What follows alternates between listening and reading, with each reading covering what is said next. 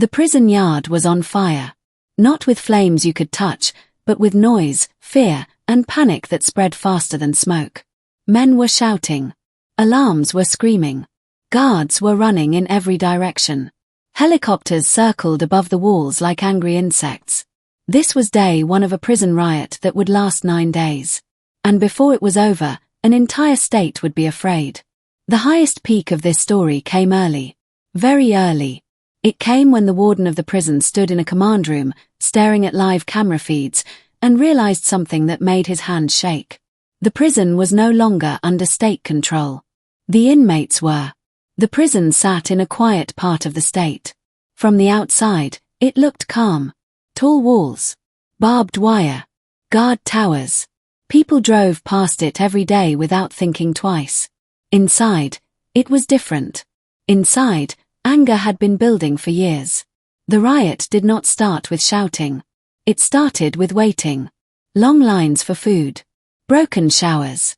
Too many people in small cells. Small problems stacked on top of each other, day after day. Many inmates felt forgotten. They filed complaints. They wrote letters. They asked for help. Nothing changed. That was the low point. When people stop believing anyone is listening. On a hot morning, something small went wrong. Breakfast was late. Again. Guards told inmates to wait. Again. One inmate spoke up. A guard snapped back. Words turned sharp. Voices rose. Someone threw a tray. It hit the floor and shattered. The sound echoed. And something broke with it. Doors slammed. Inmates rushed the hallway. A guard fell. Another guard hit the alarm. But it was already too late. The prison exploded into chaos. Cell doors were forced open. Fire alarms blared. Smoke filled the air. Some inmates ran. Some hid. Some took control. Outside the walls, police radios lit up. Riot in progress. Multiple units requested. Prison control compromised. State officials woke up to the news. Phones rang non-stop. Inside, the guards retreated. They had a rule. If control is lost, pull back and protect lives. They followed it. But it felt like surrender. Inmates blocked doors with furniture. They broke cameras. They took keys. They took parts of the prison, one section at a time. By nightfall, the truth was clear. This was not a short fight. This was a takeover. The governor was briefed. Is it contained? He asked. The answer was quiet. No. Families of guards waited by their phones. Families of inmates turned on the news. Rumors spread faster than facts. People are hurt. The prison is burning. They lost the whole place. Fear filled living rooms across the state. Inside the prison, leaders emerged.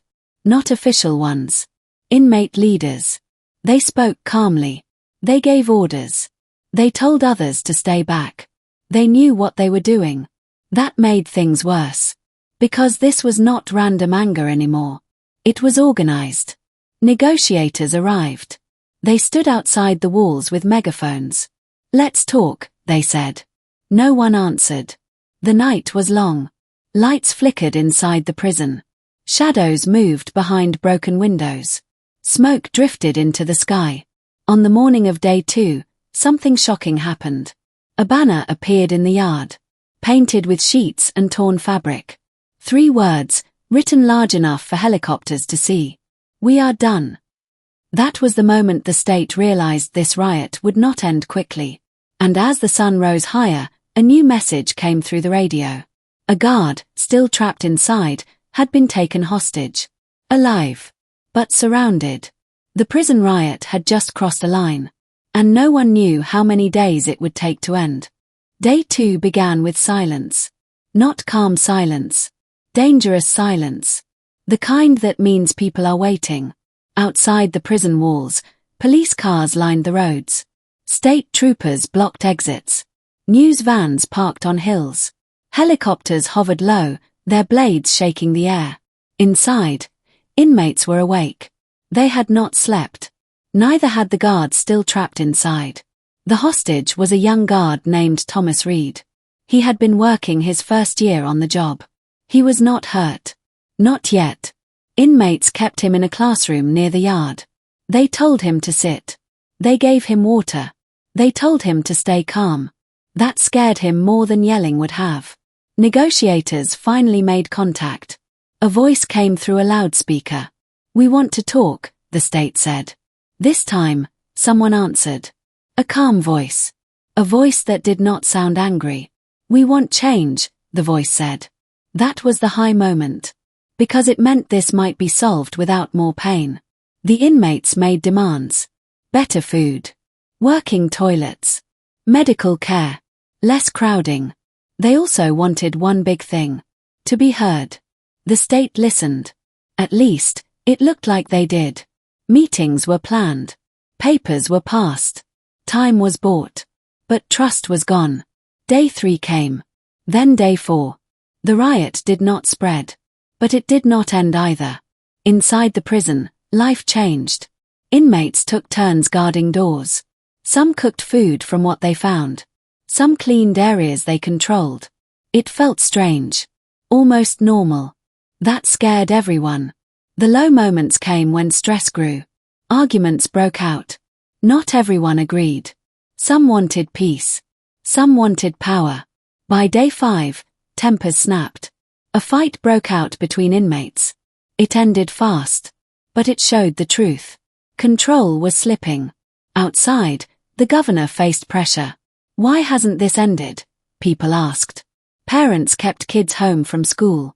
Stores near the prison closed early. The whole state felt tense. Inside, Thomas Reed watched everything. He listened. He learned. He saw fear on both sides. One night, smoke filled a housing unit. A fire had started. No one knew how. Sprinklers failed. Flames climbed walls. Inmates rushed to put it out. Guards trapped inside yelled for help. Chaos returned. That was the extreme moment that ended Chapter 2. Because during the fire, someone made a terrible mistake. A door was opened. And 3 inmates ran. Not into the yard. Not into safety. But straight toward the area where explosives were stored for emergency repairs. Outside, an officer saw it on a camera and shouted into the radio. "They're heading for the supply wing." The line went dead. And everyone knew. If that room was reached, this riot would no longer be about demands. It would be about survival. The supply wing door did not open. That saved lives. Inside that room were tools, fuel, and equipment meant only for repairs. If the inmates had reached it, the prison would have burned in ways no one could stop. They were stopped just in time. Negotiators changed their plan that night. No more waiting. No more delays. This had gone too far. Day 6 began with a new sound. A calm voice over loudspeakers. Not shouting. Not threatening.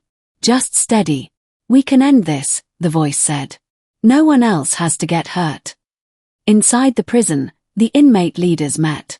They were tired. Hungry. Scared. They could feel control slipping away. The fire had changed everything. Fear was no longer outside the walls. It was inside. Thomas Reed was brought into the meeting. Not as a shield. As a message. "Look at him," one inmate said. "He's just a kid." Thomas stood still. He spoke quietly. "I want to go home," he said. So did many of them. That was the low moment. When everyone realized the riot had stopped being about power. It was about getting out alive. On day 7, the state made an offer. Some demands would be reviewed. Medical care would be brought in. The hostage would be released safely. In return, inmates would give back sections of the prison. It wasn't perfect. But it was something. Thomas Reed was released first. He walked out slowly, hands shaking.